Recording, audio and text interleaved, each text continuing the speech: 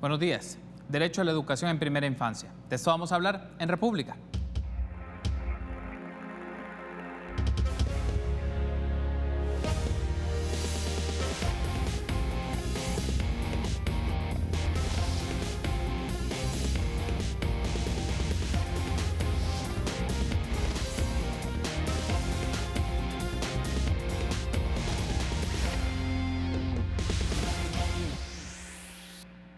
Muy buenos días, qué gusto que nos acompañe en una nueva edición de República. Les saluda Carlos Monterrosa, es un agrado que esté con nosotros esta mañana.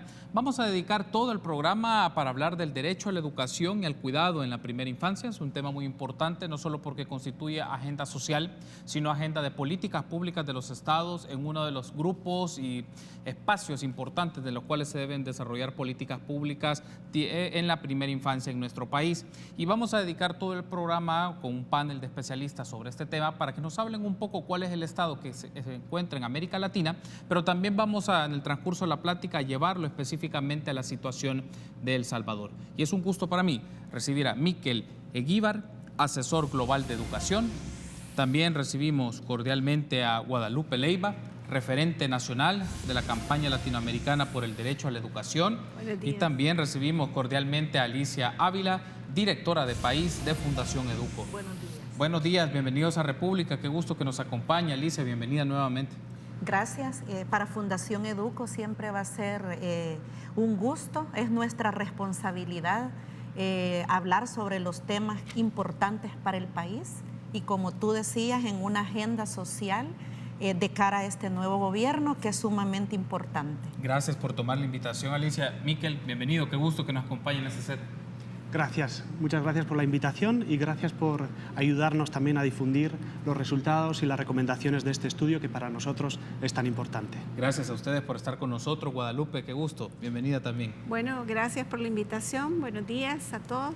Aquí acompañando pues siempre representando a la CLADE, la campaña latinoamericana por el derecho a la educación, en esos temas tan relevantes y con énfasis pues en los países de América Latina. Muy bien, y justamente ese va a ser el enfoque con el cual vamos a empezar este programa. Creo que es relevante llevarlo en términos un poco generales para luego ver detalles ya de estos resultados de la investigación que ustedes han presentado en recientes días y cómo podemos conectarlos con la realidad de nuestro país en un contexto que Alicia mencionaba muy pertinente de un nuevo gobierno y cuáles son sus énfasis en políticas educativas y sobre todo aquellas que van dirigidas a la primera infancia. Y empecemos un poco con esto, Miquel, para que nos pueda contextualizar. Luego incorporamos la perspectiva tanto de Alicia y Guadalupe sobre esto, de los enfoques hacia la niñez. En términos generales, ¿cuáles son los enfoques pertinentes para entender las condiciones de los niños y las niñas en América Latina?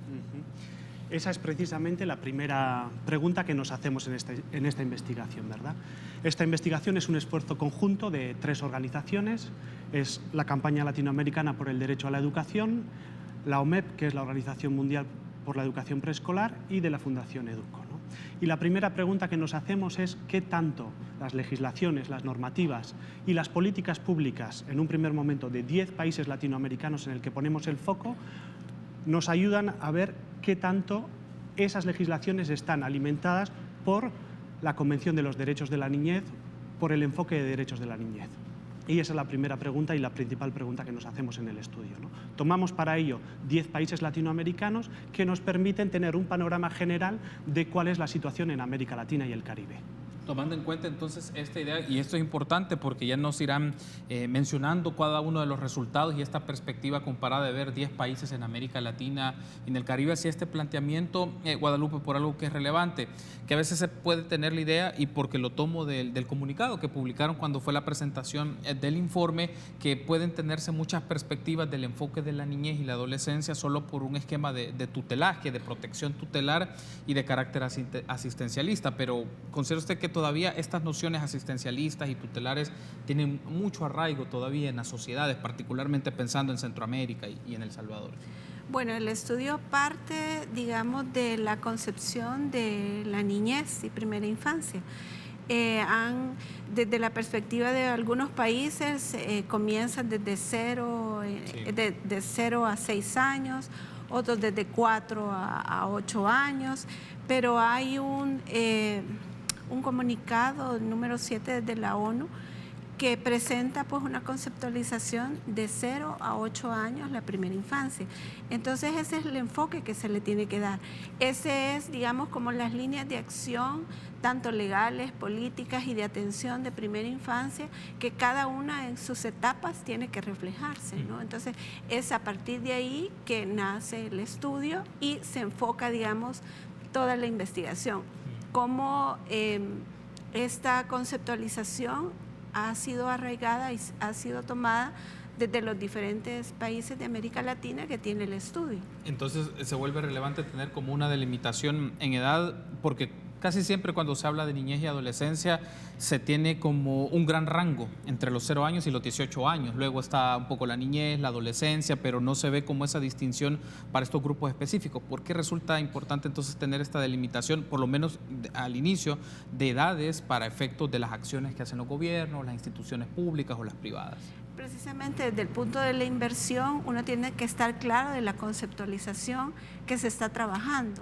Y la ONU ha sido claro en su observación número 7 que la conceptualización de la primera infancia es de 0 a 8 años. No hay por qué fragmentarla, no hay por qué dividirla, ni conceptualizarla de otra manera, ni evaluarla, digamos, el progreso del desarrollo de estos niños, evaluarlas en etapas, sino que la concepción es de 0 a 8 años. Y como tal, ese rango tiene que ser trabajado sistemáticamente, integralmente y holísticamente. Ok, un poco retomando esta idea, entonces Alicia, y retomo esta pregunta de la necesidad de tener claros los enfoques con los cuales se ven a los niños, niñas, adolescentes, particularmente aquí hablamos de primera infancia. En el caso de El Salvador, y ya luego conectamos con la investigación para que Miquel nos los amplíe, pero ¿qué enfoques son los más arraigados en la sociedad salvadoreña para ver a la primera infancia? Claro. Bueno, estudios complementarios a este, hechos por Educo en El Salvador, es justamente lo que tú ya decías, es un enfoque tutelar, en donde la conceptualización que se tiene del niño o niña es de aquel menor, entre comillas menor, que es obediente, que si le decís que se esté ahí sentadito, ahí se debe de quedar, es el niño que obedece órdenes, que va a la escuela y se porta bien. El portarse bien es no darle la oportunidad que juegue, a que desarrolle su potencialidad, porque tenemos que el esquema de que el menor debe de hacer lo que un adulto le dice que debe de hacer. Entonces, el modelo tutelar ha permitido que en El Salvador se den casos de vulneraciones a los derechos de los niños, no solo porque no se deja que desarrollen sus capacidades y potencialidades, porque creemos que no es capaz de hacerlo, sino que porque también hay formas de disciplina y castigo que hacen que este niño o niña aprenda a golpe. La encuesta nacional de salud del año 2014 indica que por lo menos el 52% de niños y niñas entre 1 y 14 años fueron disciplinados de una forma en la que recibió castigo físico, corporal, psicológico o verbal. Hay un movimiento de ONGs en El Salvador que hemos estado trabajando mucho porque se prohíbe el castigo físico y a veces se malinterpreta. Nosotros no hablamos de no disciplinar al niño, sino de no castigarlo con métodos que atentan contra su vida. Pero eso es lo que está pasando con la primera infancia. El modelo tutelar, la forma en cómo vemos a ese niño o niña, no lo vemos como una persona con derechos humanos como cualquier persona, es lo que ha hecho que esto suceda y se naturalice. O sea, en la familia salvadoreña, el modelo tutelar y la forma de, entre comillas, educarlo es visto como algo normal y natural.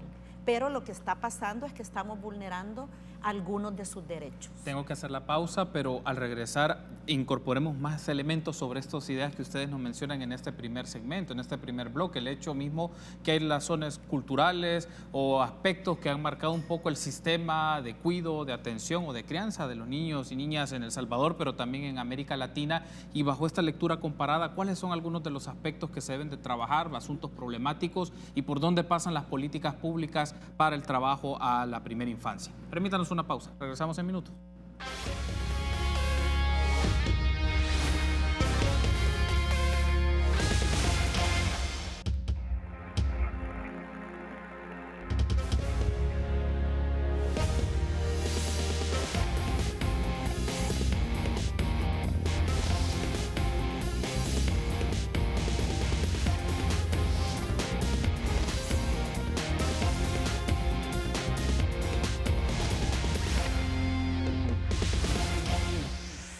Seguimos platicando del derecho a la educación y al cuidado en la primera infancia. Nos acompañan Miquel Eguíbar, asesor global de educación, Guadalupe Leiva, referente nacional de la campaña latinoamericana por el derecho a la educación, y Alicia Ávila, directora de país de la Fundación Educo. Ahora, regresando un poco al tema más macro, un poco más amplio, Miquel, ¿cuáles son como los principales elementos o características, si podríamos decirlo de esta forma, del Estado, del derecho a la educación y al cuidado en la primera infancia en América Latina, en el caso de los 10 países que fueron parte de la indagación?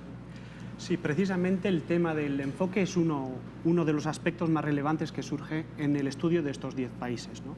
Ahí hay una necesidad y una recomendación clara del estudio, es la necesidad de tener políticas y normativas integrales, es decir, que enfoquen toda la etapa en su globalidad y también desde todos los puntos de vista, ¿no? Sí encontramos como dos riesgos fuertes, ¿no? Uno primero, que es el que comentaba Alicia, más derivado de un enfoque desde la guarda, desde el cuidado, más asistencialista y más enfocada en ese sentido, ¿no?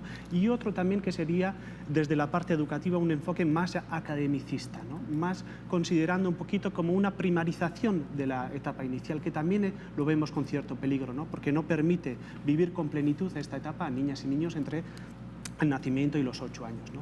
Entonces nosotros lo que abogamos es por recuperar un concepto que también viene de la Convención, que es el educare o el educare, que integra estos dos aspectos, el cuidado por un lado y la educación por otro lado, y que permita a las niñas y niños vivir con plenitud todos sus derechos, ¿no? La parte educativa, la parte de cuidado, pero también la parte del juego, la parte de la autoconfianza, el desarrollo de la personalidad, el cooperativismo, todos los aspectos que puedan vivirlos integral y holísticamente, ¿no? Hay un aspecto que mencionaba Miquel y le consulto. ¿Cuáles son los riesgos, por ejemplo, de tener estos enfoques muy arraigados a la perspectiva academicista o el tema del asistencialismo? ¿Cuáles son los riesgos que le generan a los países el permear sus políticas o sus enfoques de cómo entender la primera infancia por estas dos vías? Claro, el riesgo es la fragmentación, ¿no?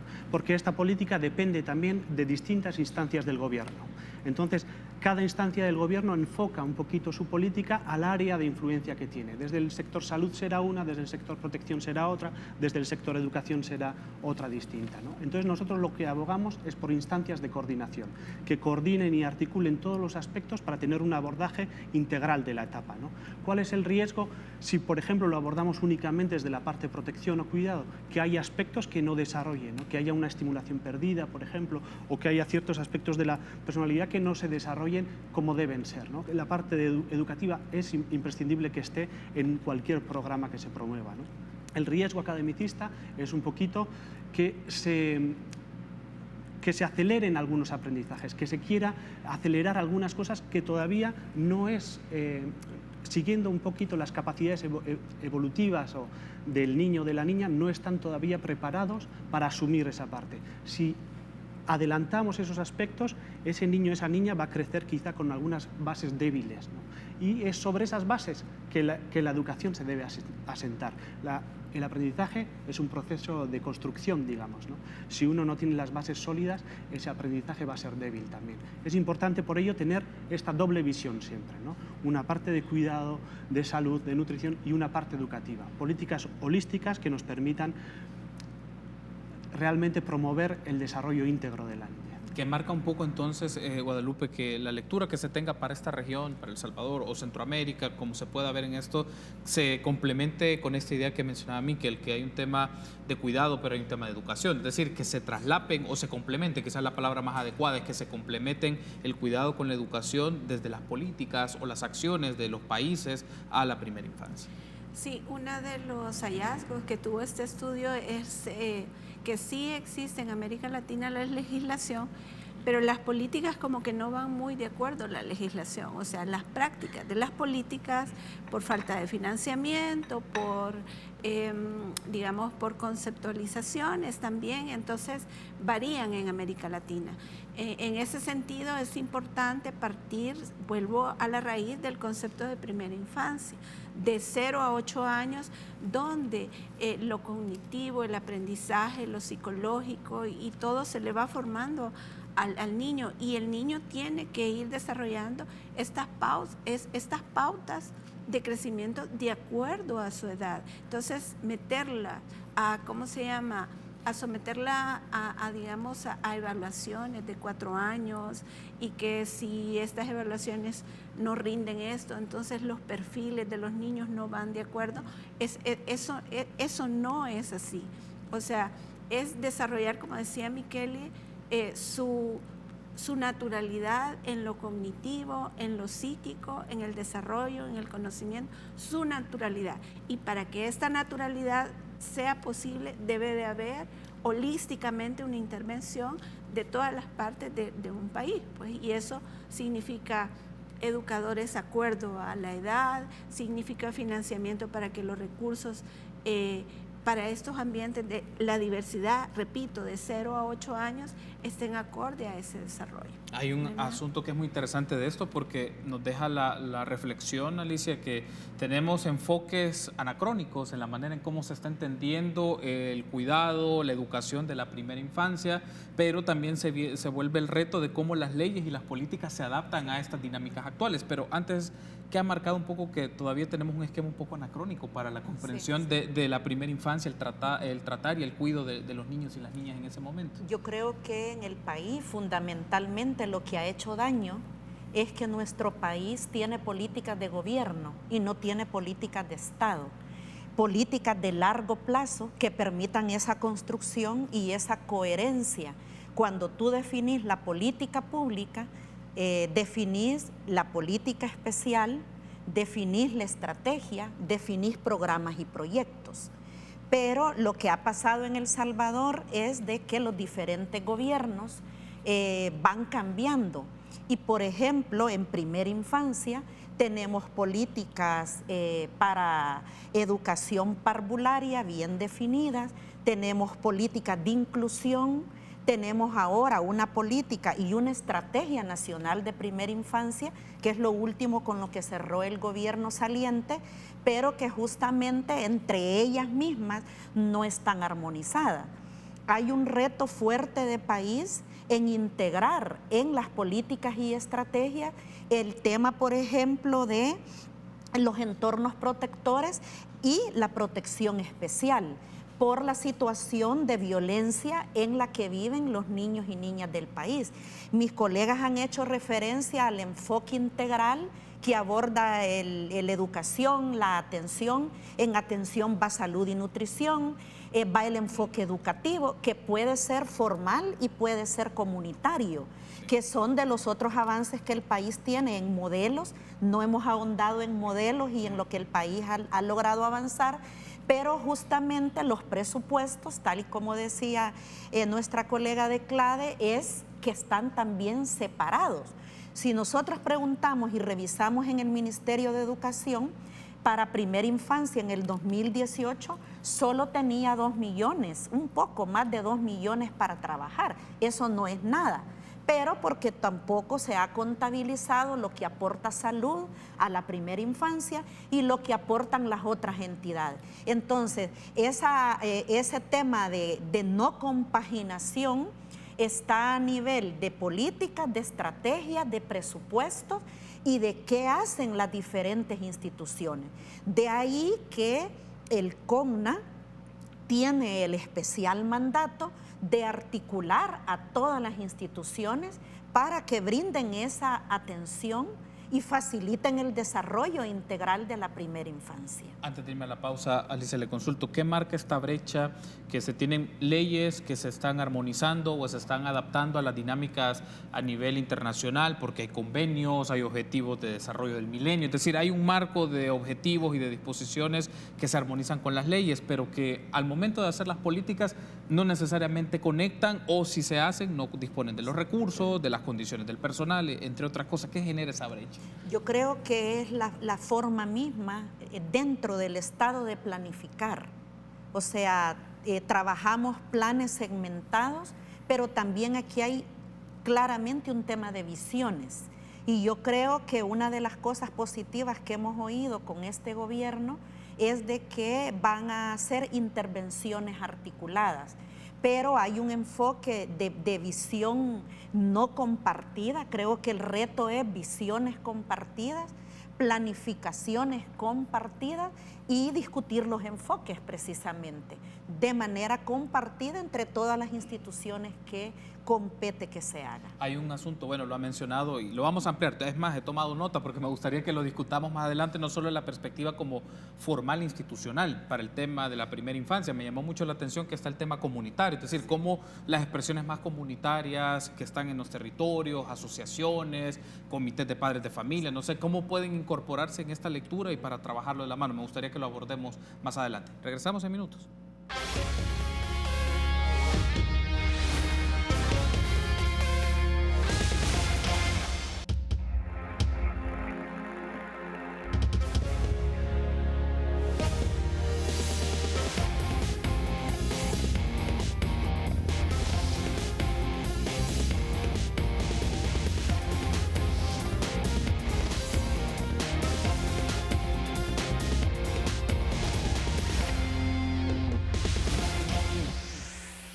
Gracias por continuar junto a nosotros en República. Seguimos platicando, tenemos un tema muy interesante para su reflexión, derecho a la educación y al cuidado en la primera infancia. Lo platicamos con Alicia Ávila, Guadalupe Leiva y Miquel Eguíbar. Miquel, ahora hay un aspecto aquí que me gustaría, porque salió en el segmento anterior y tener su reflexión sobre esto. A nivel comparado, los países que fueron parte del estudio tienen leyes, tienen políticas, tienen programas, pero ¿en dónde se identifican esas deficiencias que, a pesar de que adapten sus leyes, a pesar que tengan sus programas, pero en algunos casos tienen avances en ciertos indicadores, en otros no necesariamente? ¿Qué pasa? Sí, así es. Antes decía que esta etapa está caracterizada un poquito por la fragmentación, ¿no? Por la dispersión, y es cierto que una tiene que ver con los enfoques y otra tiene que ver también con las edades, con las modalidades, etcétera, ¿no? Con las edades, el principal reto que encontramos es desde el nacimiento hasta los 3 años. Ahí sí que sentimos que hay un mayor abandono quizá y que el reto es mayor. Ha habido mejoras a partir de los 4 años, ha habido también mejoras en esta etapa inicial, pero menos pronunciadas. Las mejoras a partir de los 4 años vienen normalmente asociadas al sistema de educación formal. La obligatoriedad comienza a partir de los 4 o 5 años y eso hay un incremento, por tanto, de la atención, pero la etapa que requiere un reto mayor es la etapa desde el nacimiento hasta los 3 años. Y ahí es donde surgen distintas modalidades también. Modalidades más vinculadas al ámbito comunitario, otras más al institucional, el apoyo a las familias, que es fundamental también, y también a los contextos en el que se dan esas modalidades, ¿no? No es lo mismo el contexto rural que el contexto urbano. Hay muchas diferencias entre los países, pero también al interior de cada país. Y esto tiene que ver con aspectos de discriminación también que tenemos que abordar de alguna forma, ¿no? En todos los países son aspectos que debemos abordar. El modelo comunitario también muchas veces va reñido a quién es la persona que está al cuidado de esas niñas y esos niños, ¿no? Debemos apoyar a las familias, pero también a los cuidadores. Y muchas veces lo que sucede es que en los modelos rurales comunitarios, el cuidador, la educadora, el educador, la persona responsable, educadora en la mayoría de los casos, ese es otro dato que ha surgido, ¿no? Más del 90% de educadoras, de educadores en esta etapa son mujeres, entonces hay una profunda feminización del sector. Y también la modalidad tiene que ver con la acreditación de ese cuidador, ese responsable. La acreditación que se requiere es distinta según los países y también muchas veces según la modalidad, lo cual tiene un impacto en la calidad también, por supuesto, ¿no? Tenemos que elevar la formación de esas educadoras y esos educadores y acreditarlos como se debe. ¿Se ha considerado o aparece dentro de esta reflexión o estudios paralelos que se han abordado, Miquel, es si hay riesgos de perspectivas como más mercantiles para entender el tema del cuidado, el tema de la educación, la atención de la primera infancia solo como servicios? ¿Hay algunos riesgos que también se pueda dar en estas lógicas en este momento? Por supuesto que existe ese riesgo desde el momento en que esta etapa no es universal. También depende un poquito de esas modalidades. Por ejemplo, encontramos que el modelo privado también está más presente, por ejemplo, ¿no? Y eso al final tiene un impacto también en que depende del estatus socioeconómico de las familias, de los recursos que tengan, es que tienen la posibilidad de acceder a esas oportunidades educativas o no. Eso que constata que al final en esta etapa, en lugar de la educación y la atención, en lugar de ser un derecho, muchas veces sigue siendo un privilegio. Ahora, me quedo con esa frase para tener esa reacción sobre esto, Guadalupe. El tema educativo, la atención, el cuidado a la primera infancia deja la impresión que en esta sociedad como las nuestras, o particularmente en El Salvador, es un tema de un privilegio para que solo ciertos grupos de personas puede adquirir ese tipo de atención, de derechos y cuidados, aunque son derechos al final de cuentas, pero son a través de dispositivos económicos, o sea, de lo que dispone la gente para que ¿cómo se puede votar un poco este esquema? ¿Cómo se puede cambiar este esquema? Bueno, o sea, se parte que la educación en las convenciones, todos los países, por lo menos los países del estudio en América Latina han firmado la Convención de Derechos Humanos, ¿verdad? Y la educación es un derecho humano para todos y todas, para toda la vida. Entonces, en ese sentido, pues apostamos a una educación transformadora, libre, laica, pública y de responsabilidad del Estado. Eso es lo que atañe dentro de la Convención. Entonces, es obligación de los Estados proporcionar pues una educación gratuita y para el caso de este tema en primera infancia de 0 a 8 años. En ese sentido, sí, todos tenemos derecho, digamos, a una educación y que el Estado se preocupe y genere el financiamiento precisamente para este abordaje de la educación como un derecho, no como una visión mercantilista. Salieron, digamos, atisbos en el estudio de que se quería, pues, privilegiar, como dijo Miquel, algunas negociaciones de ofertas educativas de primera infancia, ¿verdad? Y entonces ahí la igualdad, digamos, la accesibilidad, los principios como derechos quedan votados, pues, porque es una mercancía. Y pues desde el punto de vista del enfoque de derecho no es así la educación. Bueno, ¿qué significa en ese caso, Alicia, si este esquema o esta lógica de el cuidado, la promoción educativa en la primera infancia solo se vea a través de lógicas privadas, digamos, que pueden, y creo que también sería una discusión importante el tema del carácter rural con el carácter urbano que se ha mencionado, pero en el carácter urbano particularmente se ve que surgen estas iniciativas, se ve con esta lógica y de entrada deja la impresión que puede promover más brechas, más asimetrías, más reflejo de la desigualdad. Sí. Bueno, dentro de las cifras que manejamos en El Salvador y hablando de la etapa de 0 a 3 años, solo hay un 8% de cobertura. Eso realmente es grave, en el sentido de que es menos del 10% de la población entre 0 a 3 años, que representan 424,000 niños y niñas en el país, de que no tienen la oportunidad de poder acceder a un servicio de calidad oportuno.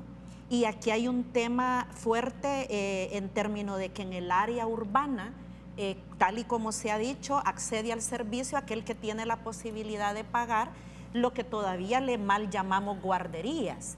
Es parte del enfoque tutelar, lo vamos a ir a guardar ahí, ¿verdad?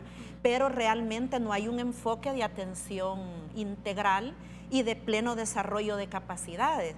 Es traumático escuchar amigas, madres de familia, que en una guardería a los 3 años el niño ya lleva tareas. O sea, estamos realmente atrofiando todo el desarrollo y el derecho que el niño tiene a aprender jugando, por ejemplo. Pero en el área urbana, en el área rural pasa todo lo contrario. Y ahí es donde están las grandes brechas de país y las alertas para este nuevo gobierno. y es cómo el Estado define políticas públicas focalizadas y descentralizadas para un segmento de población. Yo tengo un dato tomado de la Encuesta Nacional de Salud y es la del 2014, no hay otra más nueva, pero dice que el 4% de niños y niñas menores de 5 años fueron dejados solos o al cuidado de otros menores de 10 años. Por eso es que la semana pasada que presentábamos el estudio, yo decía a los medios de comunicación que es grave saber que hay niños cuidando niños, y normalmente pasa en el área rural y en los sectores periurbanos, donde hay mucha concentración de familia. Pero hay otro dato importante y dice que un 5.3% de niños y niñas quedan bajo el cuidado de un adolescente. Entonces, ¿cuál es la alerta? ¿Cuál es el reto, el desafío? Construir políticas públicas con equidad de género.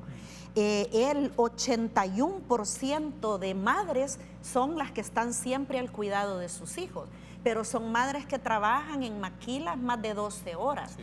¿Cuál es la política pública de discriminación positiva que el Estado va a crear para crear condiciones que estas madres puedan dedicar más tiempo a sus hijos? ¿Qué hacemos para que no hayan adolescentes o niños menores de 10 años cuidando niños? Creo que la clase media de alguna manera resuelve en algún tipo de guardería que normalmente tienen poca supervisión y bueno, ahí hay un tema de salud importante por investigar y por estudiar.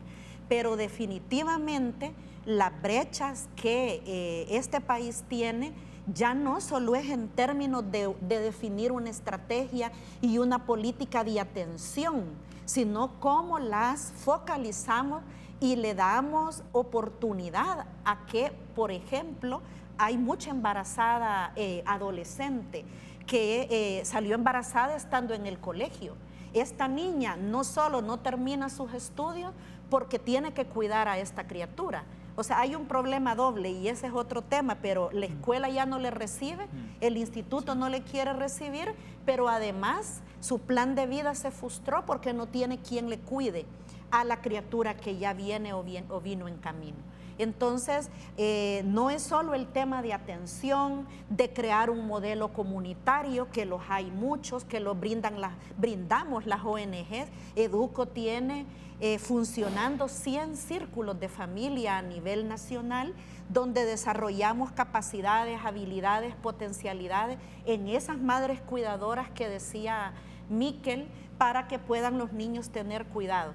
Pero hay otros temas de política que ya involucran aspectos económicos y aspectos macro de país que deben de tomarse en cuenta. Al regresar me gustaría incorporar ya el tema de las recomendaciones, porque además de los hallazgos que destaca esta investigación, hay una serie de recomendaciones, Miquel, para el caso de estos países y que también para El Salvador particularmente puede considerar temas institucionales, presupuestarios, de enfoque, de perspectiva. Entonces podríamos destacar esto y cómo trabajar estas brechas, estas desigualdades que se dan a nivel de la ciudad, a nivel rural, pero también que se dan a ciertos grupos en la sociedad salvadoreña. Volvemos en minutos.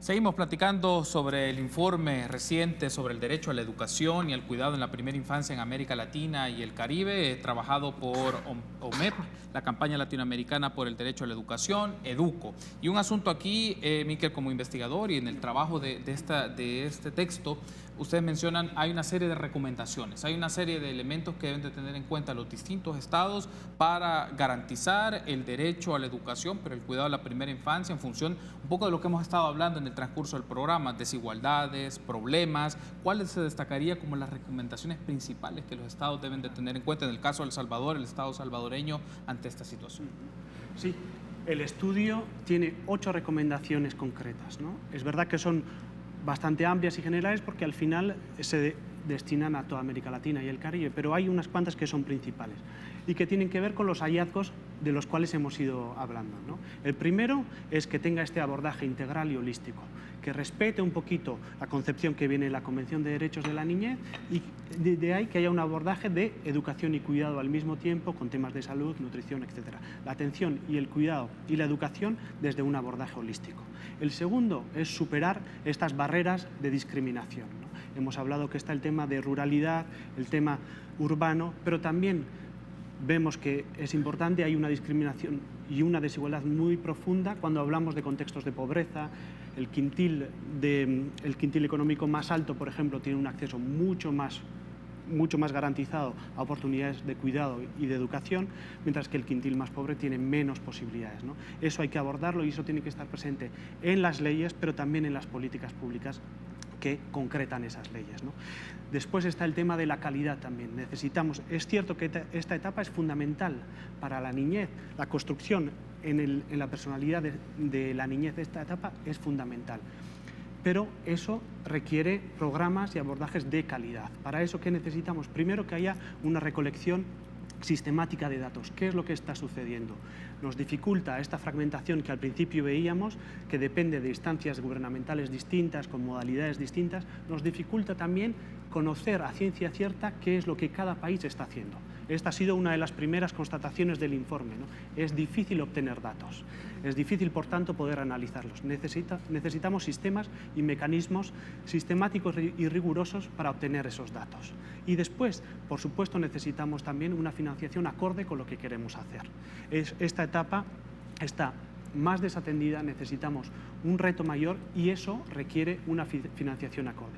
Que sepamos qué es lo que cada instancia está financiando y cómo podemos ahí aunar esfuerzos para que lo hagan, ¿no?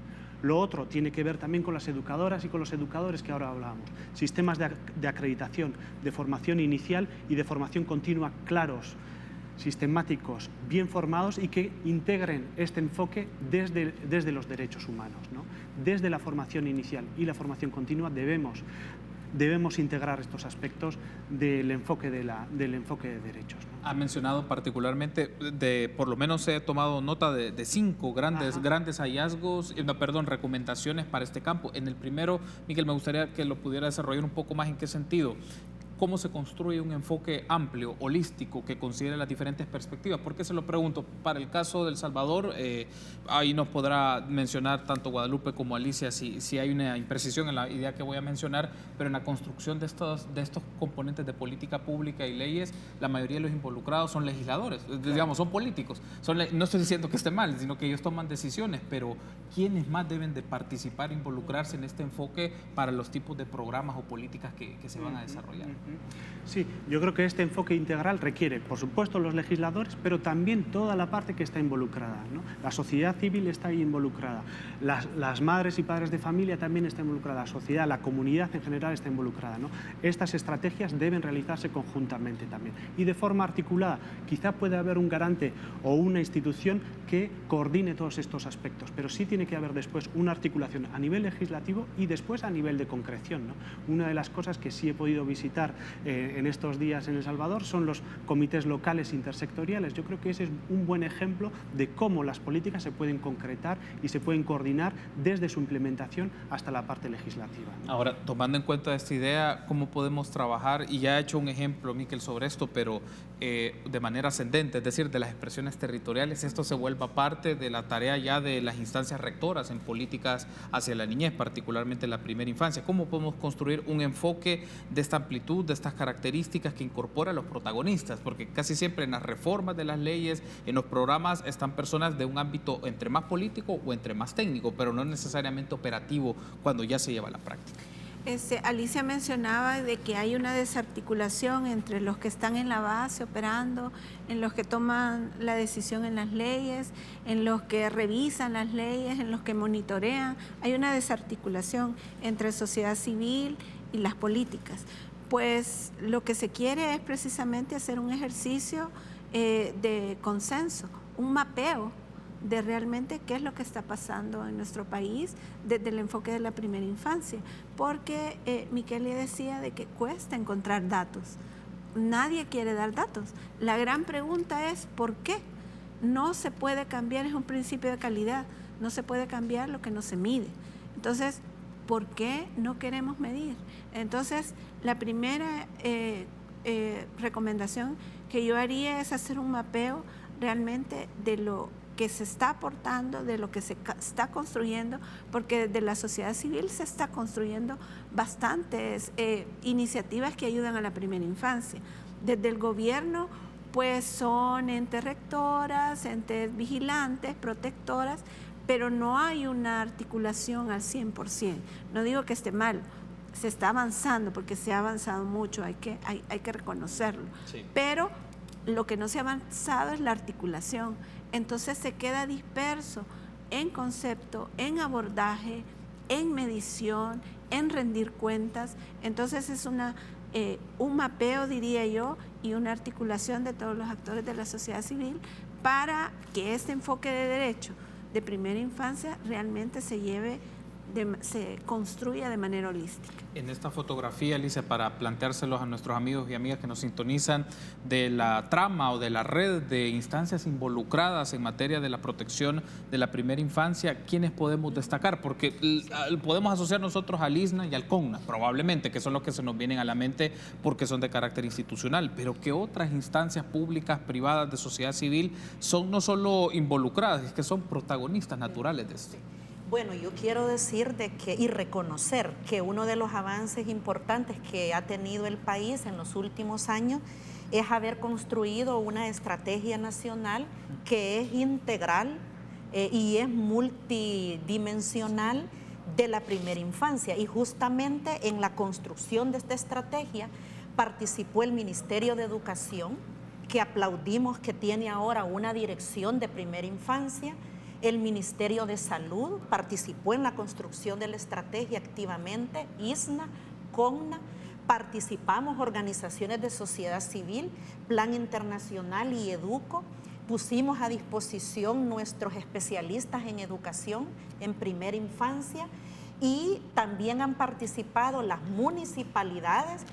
Realmente el tiempo es corto, las municipalidades tienen un gran trabajo que hacer y que algunas ya están haciendo, pero también fueron consultadas educadoras comunitarias. Yo creo que la estrategia tal y como se construyó, la Estrategia Nacional de Primera Infancia, nos deja un gran aprendizaje, porque la forma en cómo fue construida también permite identificar aquellas áreas de desafío. Y por ejemplo, la estrategia habla y define cómo se va a involucrar la familia como base de la sociedad en ese rol protagónico que le compete, porque aquí tenemos que tener el equilibrio entre lo que le corresponde al Estado, pero cuál es el rol protector y protagónico de la familia en el cuidado de la primera infancia. No nos tenemos que perder, porque por ejemplo en la etapa de 0 a 3 es preponderante el rol de la familia. Sí. Luego la estrategia misma, así como fue construida, también permite identificar cuál es el rol del Estado. Y al rol del Estado le corresponde cerrar brechas de acceso, de cobertura, de equidad y de calidad. Y la comunidad y la sociedad civil, que le corresponde generar esos ambientes protectores. Es bien lastimoso saber que niños y niñas entre el rango de los 0, 8, 9 años están siendo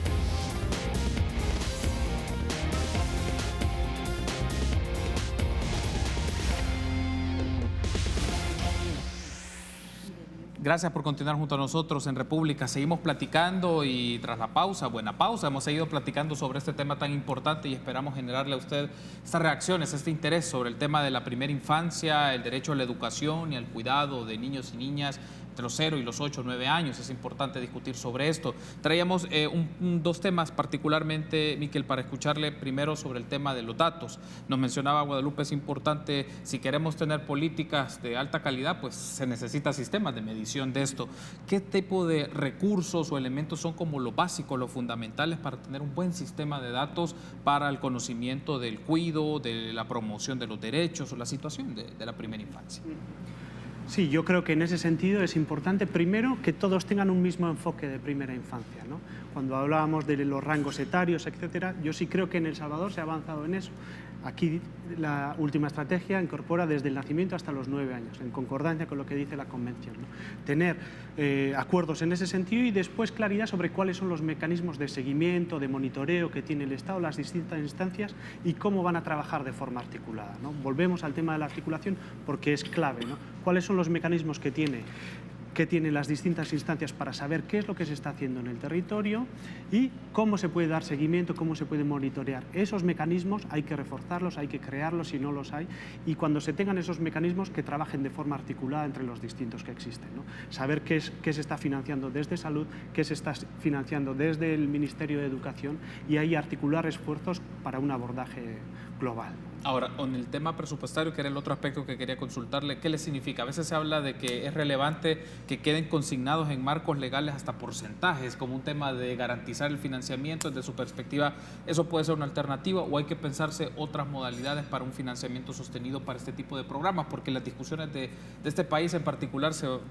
seguridad, el tema, sí, se discute educación y salud, pero en este momento parte mucho de la seguridad. Pero en este caso, ¿por qué es necesario tener una fuente sostenida en el tiempo de financiamiento para estos programas? Sí, vinculando los temas de seguridad, por supuesto que tiene que ver también cuáles son las pautas de crianza en una sociedad, con qué tipo de relaciones tenemos entre las personas, ¿no? Cómo nos relacionamos con nuestras niñas y niños, cómo criamos a esas niñas y niños, cómo los educamos, ¿no?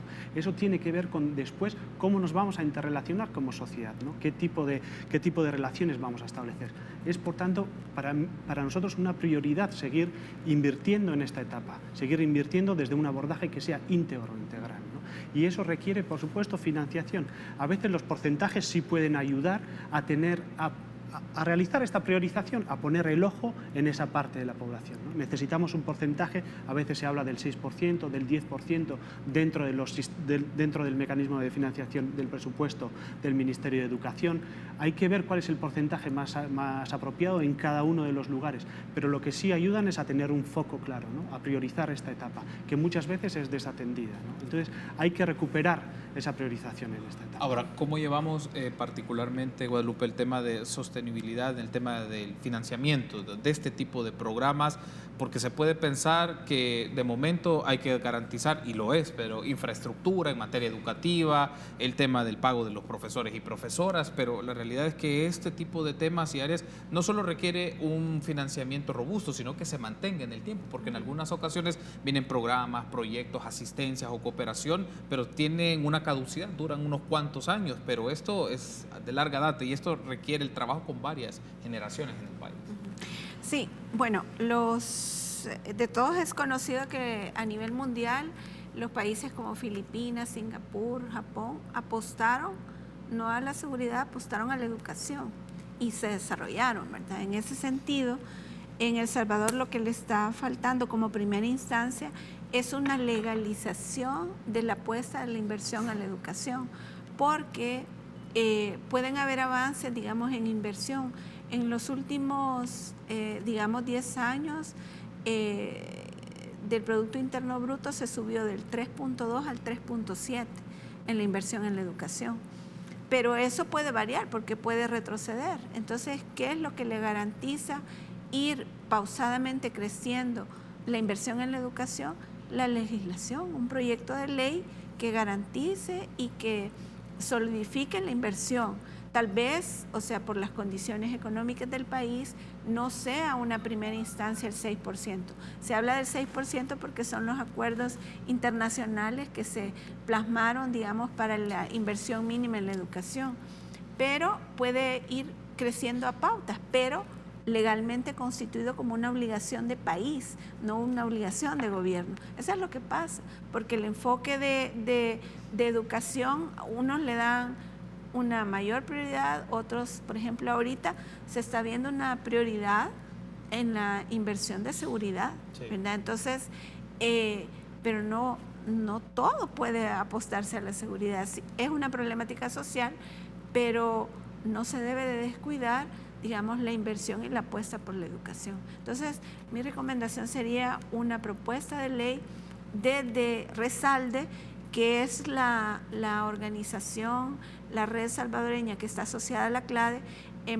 Presentamos un proyecto de ley, pero se quedó ahí, en Casa Presidencial. Entonces, como sociedad civil, tenemos el compromiso de volver a hacer una apuesta por esta propuesta de ley, ¿verdad? Para garantizar, digamos, el financiamiento en la educación. Ahora, entonces, Alicia, ¿cómo parte un poco el financiamiento? ¿Es importante mantener en las leyes algún porcentaje específico, que eso le da obligatoriedad al Estado y al Ministerio de Hacienda a designar una cantidad específica, o se debe trabajar de otra forma, por ejemplo, en condiciones, temas, programas de seguridad o de educación o de salud, permite tener rubros específicos para esto? ¿Por dónde pasa? Bueno, yo creo que es bien importante recalcar que hay una lucha en el país porque el porcentaje del PIB para educación se aumente, pero yo pienso que no necesariamente necesitamos que se apruebe un 6%, sino saber cómo se va a invertir, bajo qué parámetros, en qué niveles. Y ahí vienen prioridades de prioridades. Hay otro tema importante que no se aborda y es el aporte de la empresa privada. Yo creo que en términos de financiamiento de la educación, hace ya bastante, en la gestión de la exministra Darling Mesa se hizo un estudio de cuánto era el financiamiento de la educación en ese momento. Y con el aporte de la empresa privada y de la familia llegábamos al 8%. Porque no se había contabilizado. Valdría la pena volver a hacer ese ejercicio para saber realmente en el país, desde la visión compartida, cuánto realmente se invierte. Yo quiero responder también a la pregunta que usted lanzaba, y es quiénes deben de invertir. Sí. O sea, la familia debe de invertir, que ya lo hacemos. La empresa privada debe de invertir de manera más sólida y consistente en la primera infancia. Empresas que tengan un número definido de madres con niños menores o entre 0 y 3 años, por tantos niños, la obligatoriedad para una empresa de que pueda tener una modalidad de atención. Esa es otra manera de invertir en la educación del país desde la empresa privada, que creo que algunos ya lo hacen, pero que quede el reto. En términos del porcentaje del PIB, como no hay una legislación, lo que sucede es que tenemos décadas que nunca pasa, desde lo más pírrimo, que es el 2.8%, al 3.4% que se invierte. Pero ese 3.4% para educación, el 70% va para educación básica. Entonces, por eso se explica que hayamos logrado acceso universal a la educación básica. Más del 90% de niños y niñas que deben de estar entre primero y sexto grado están ahí. ¿Por qué? Porque hay un presupuesto. Pero si desmenuzamos el presupuesto, entonces vemos que ese 3%, 3.4%, va concentrado a un nivel educativo. Entonces, ¿cuáles son los retos y los desafíos que realmente debe de tomar este gobierno? Yo creo que en políticas públicas, tomar decisiones, y en países como el nuestro, de baja recaudación fiscal, somos un país que recauda muy poco, entonces es bien complejo para los tomadores de decisión invertir en preescolar frente a otros niveles educativos, porque así como hay una mesa abogando por primera infancia, seguro que hay otra abogando por la educación de los jóvenes. Nosotros tenemos muchos argumentos de cuánto se reinvierte, cuánto es lo que gana el país al invertir en los niños, la tasa de retorno, pero también hay una tasa de retorno en los otros niveles. Entonces hay un desafío en qué nivel invierto, cuándo invierto en cada nivel, pero hay otro desafío, qué incremento acceso, sacrificando calidad, o invierto pensando más en calidad que en cantidad. Pero hay un tercer desafío y es priorizo expandiendo la oferta, que es diferente a cobertura, priorizo expandiendo la oferta versus la equidad. Y ahí hablábamos de las acciones positivas, las políticas para favorecer al género, al área urbano o rural, donde priorizo. Entonces son como grandes desafíos que no se tienen que perder de vista a la hora de pensar en más presupuesto. O sea, podemos llegar al 8, podemos llegar al 10, Honduras tiene el 8, Costa Rica tiene el 8 para educación, y realmente Honduras tiene problemas mucho más graves que El Salvador.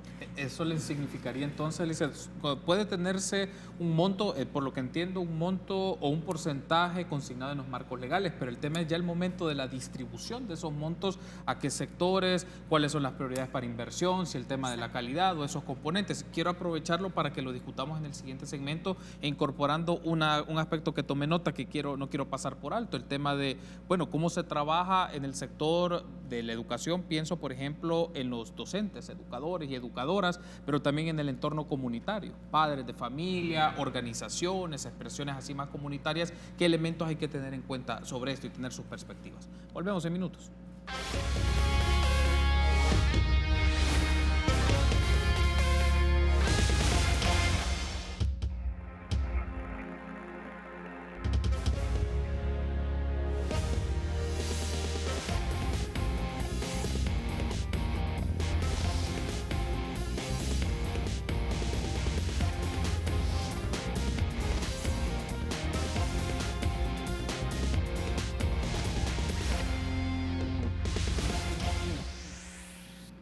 Gracias por continuar junto a nosotros en República. Este es el último segmento de un programa que hemos dedicado en su totalidad para hablar del derecho a la educación y al cuidado en la primera infancia. Quiero agradecer por habernos acompañado y estar con nosotros dando estas reflexiones de estos temas que es importante posicionarlo en la agenda de discusión para ustedes, porque no es solamente un tema eminentemente educativo. Estamos hablando de formación, hablamos de condiciones de salud, hablamos de nutrición, hablamos de enfoques de trabajo con la niñez. Entonces creo que estos son puntos muy relevantes y muy significativos. Agradecidos por habernos acompañado. Pero antes quiero poner un aspecto aquí que es relevante sobre la mesa, Miquel, es cómo se puede trabajar particularmente el enfoque, cómo se puede materializar en el trabajo de los educadores y las educadoras, es decir, por dónde pasan las grandes líneas de trabajo sobre profesionales, hombres y mujeres que están trabajando en primera infancia, aunque mencionaba que la mayor cantidad está en mujeres, un aspecto, y el segundo aspecto es cómo incorporamos a la comunidad, a los padres de familia bajo el enfoque de primera infancia. Sí. Ahí mencionaba anteriormente que hay diferencias en función de las etapas y de los rangos etarios, ¿no? Ahí sí vemos que a partir de los 4 años también las educadoras, los educadores que se encargan de esta etapa gozan de condiciones laborales que son algo mejores, no tanto como en la educación básica seguramente, entonces ahí hay que seguir haciendo esfuerzos, pero sí gozan de mejores condiciones que en la primera etapa, digamos, la etapa inicial del nacimiento hasta los 3 años, ¿no?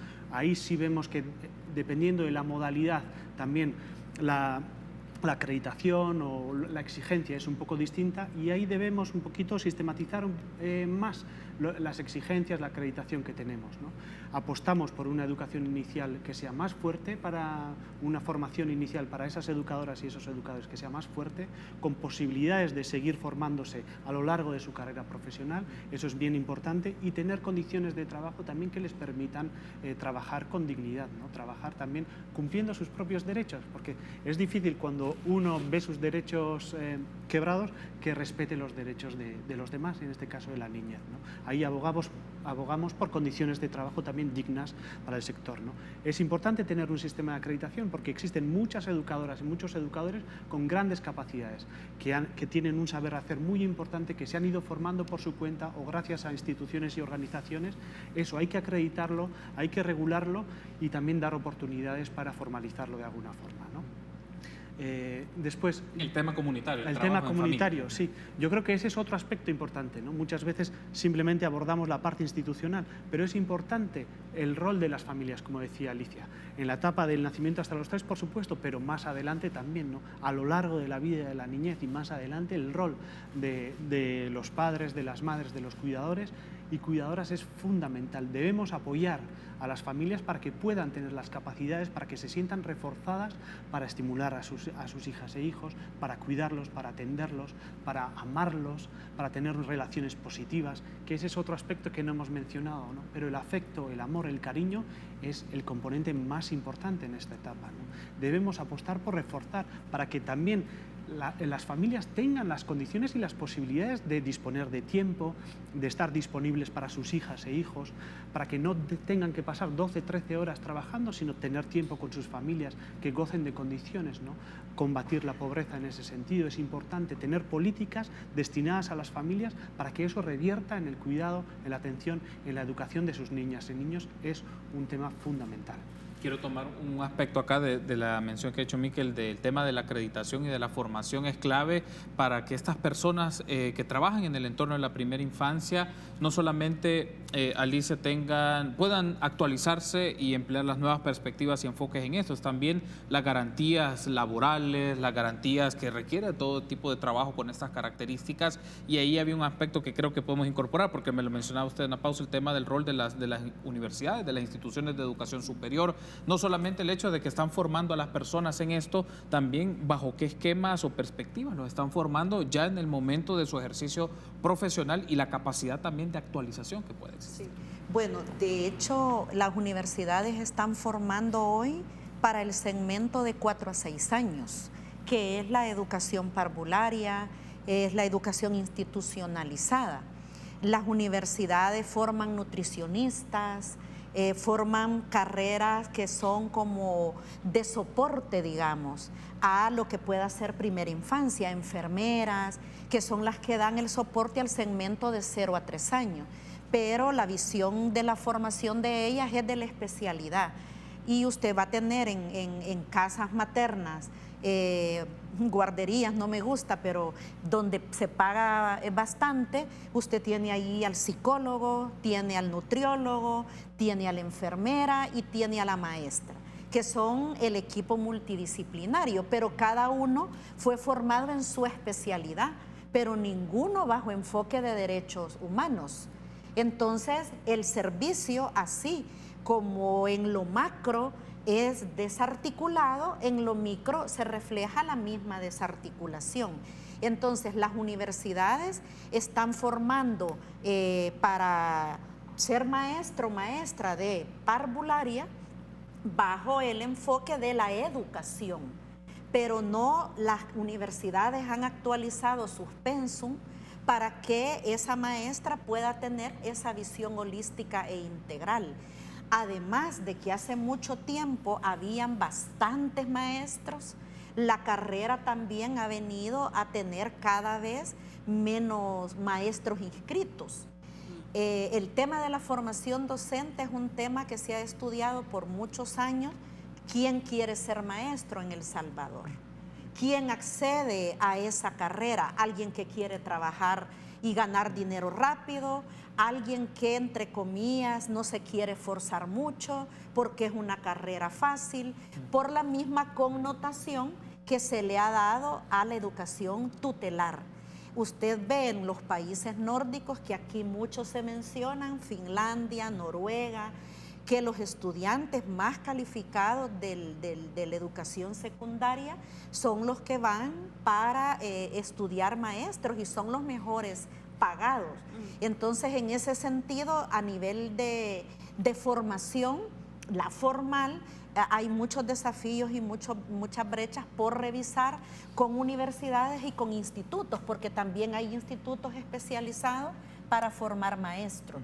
Y en el ámbito comunitario, que ya lo mencionaba Miquel, el ISNA sí tiene un programa en donde capacita a las educadoras de los centros de atención y de bienestar infantil administrados por el ISNA, y que en muchos casos las ONGs apoyamos formando a estos maestros.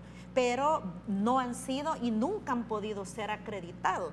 Ya han habido batallas, esfuerzos de sociedad civil, movimientos para que pueda en el Ministerio de Educación darse alguna validación o certificación, pero ha sido realmente imposible. Quiero aprovechar entonces, Guadalupe, cerraríamos con usted este tema, particularmente la relevancia o la necesidad de la acreditación en función de los paradigmas actuales, pero también de las condiciones, particularmente en la primera infancia, y el tema comunitario. Esos dos aspectos, tener su intervención. La dignificación de la carrera docente es una deuda en El Salvador, realmente. Mucho antes decías, cuando querían trabajar rápido, aunque sea profesor, estudiar, ¿verdad? O sea, como que es lo último, y no, o sea, es lo primero que debe ser, porque son las personas que forman para la vida. Entonces, en este sentido, el año pasado se institucionalizó el Instituto de Formación Docente. Yo creo que es importante, digamos, esta institución para que ramifique, ¿verdad? Y certifique, o sea, se vuelva un certificador, digamos, de esta carrera, y que pues adquiere el valor y la relevancia y la dignificación que esto supone. Entonces es todo un reto para los gobiernos, para el gobierno actual, ¿verdad?, de formalizar, dar calidad y generar las currículas necesarias bajo este enfoque de derecho, ¿no? Currículas que deben de ser actualizadas, que la realidad que vivimos ahora es una realidad de retos.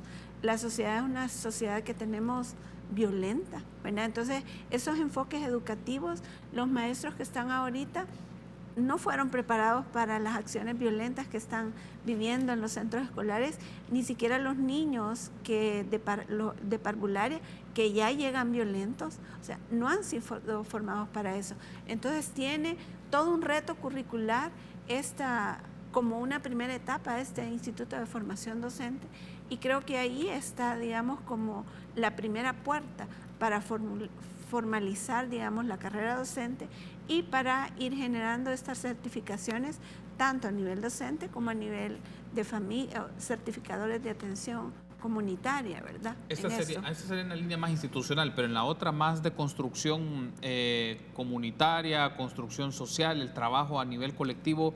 ¿Qué se puede ¿Por dónde pasan las cosas? ¿Qué se puede hacer? Bueno, o sea, yo creo que han mencionado, digamos, los aportes a nivel de desarrollo local.